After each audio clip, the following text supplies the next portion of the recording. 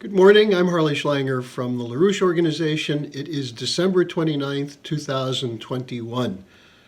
For the last week or so, I've been focused primarily on the relationship between the United States and NATO with Russia, especially in regards to the demands from President Putin that there be new treaties adopted which put in writing promises that were made to Russia during the time of the fall of the Soviet Union in 1990.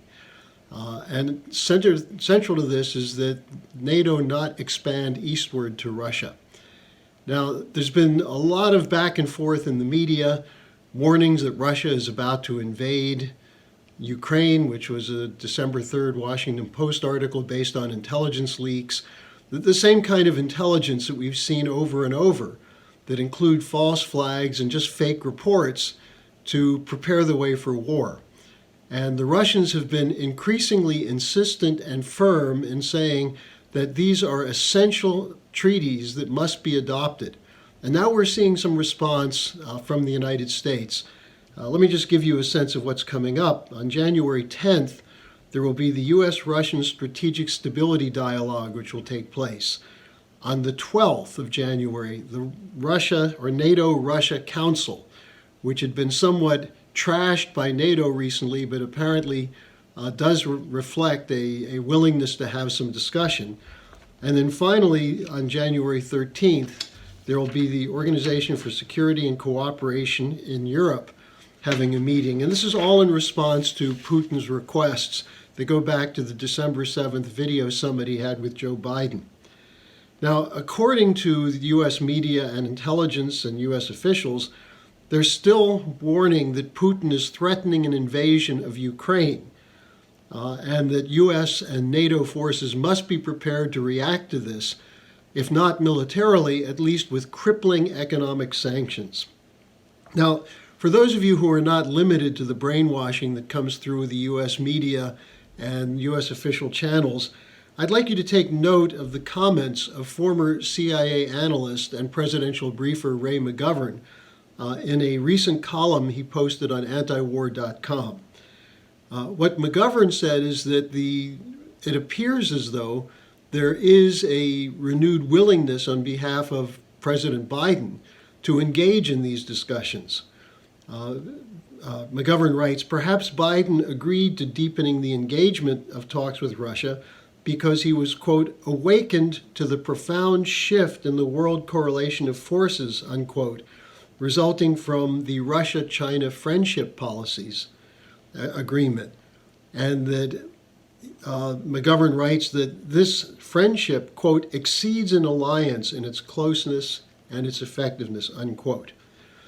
Now, is it possible there's a similar awakening in the military to the danger of a two-front war? Well, there were military planners who said that there's going to have to be a shift in the way the U.S. is planning for future combat, because it starts from the standpoint that either we'll fight Russia or China. But several top military officials have said, well, with this new agreement, we may have to fight both, and we're not prepared for that. Now, perhaps there's an awakening of this danger. Perhaps there's also an awakening of the fact that the U.S. has been completely unfair and, in fact, tends toward threatening. I'm not tends toward, it is threatening. That there are threats coming from the United States that have repeatedly led to wars in the last 20 years, which have been damaging not only to the countries invaded, but to the United States and its allies as well. Now, what are people saying about these upcoming meetings? State Department spokesman Ned Price said, there will be areas where we can make progress, areas where I'm sure we'll disagree. Well, that always is the case in negotiations, but the question is, are you willing to listen to what the Russians are saying? Now, listen to this from Lawrence Wilkerson, a retired colonel and a former aide to Colin Powell, who's been very explicit and outspoken in talking about the fake intelligence that led to the war with Iraq. Here's what Wilkerson said. Putin is asking NATO not to expand into Ukraine. Is it an unreasonable demand? And he answers the question by saying, he, Putin, is doing about what I would do in his place, unquote. Again, a reasonable response. We're beginning to see some people in the West respond positively toward the idea that instead of treating Russia as an enemy, we should be talking with them. Now, on the war hawk side, you have more of the same bluster. Ukraine's Foreign Minister Kuleba said that to agree with the demands made by Putin that there be new written treaties, quote, would be the greatest humiliation of the United States and NATO in history, unquote. The Ukrainians are poking the buttons of the United States, saying, don't give in to Putin, don't let Putin back you down. And also we have Josep Borrell, the European Union foreign policy chief. The European Union is what it is. It's a failing institution which is trying to marshal support for a new European defense system. To do what? To defend what? The European nations are collapsing under the failed economic, pandemic policies and overall trade policies of the European Union. But Borrell said, Putin's call for guarantees against further eastward expansion of NATO is, quote, a purely Russian agenda with completely unacceptable conditions, unquote. Well, let's look at something else. Why is Russia in the crosshairs? What is it that you're not being told about the Russia-U.S. relationship? Well, let me give you a couple of examples beyond the Ukraine situation. First, Putin, in his December 23rd press conference, gave an impassioned call for unfreezing the funds of Afghanistan that are currently being held by the U.S. Treasury, Federal Reserve, and Western banks. He said that Afghanistan faces the danger of a collapse, which includes famine, which would trigger a refugee crisis, and could lead to Afghanistan becoming a base for terrorism against its neighbors and against the world. So Putin is going against U.S. policy, which is trying to punish which is not trying to, it is punishing the Afghan people because of its opposition to the policies of the Taliban, without recognizing that the Taliban right now is the government of Afghanistan, and that by providing funds that belong to the people of Afghanistan, you're not giving them foreign aid, you're actually letting them have what is rightfully theirs to avoid a humanitarian catastrophe which is already underway. So Putin is part of the group of nations which are insisting that the U.S. end these wars honorably, rather than continue to carry out a genocidal policy against the people of Afghanistan, using funds and non-investment to destroy what wasn't destroyed during the war. Now, secondly, the Russian opposition to the COP26 Green New Deal conference. The Russians just joined with the Chinese to veto a UN resolution to set up what would essentially be a global climate police. And the Russians and the Chinese disagree with the idea of ending fossil fuel production, getting rid of coal and nuclear. In fact, they're part of a group of nations which are saying that to do that would be to plunge humanity back into a dark age. So they're going against the Western policy, which is insanely committed to the fake science of global warming.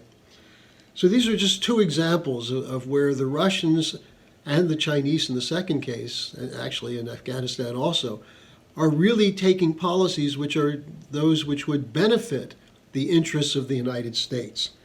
Now, the Ukraine case is a third example because it highlights U.S. policy since February 2014, which was a continuation of the commitment of the post-9/11 period to regime change coups conducted in the name of democracy, carried out by forces connected to the United States.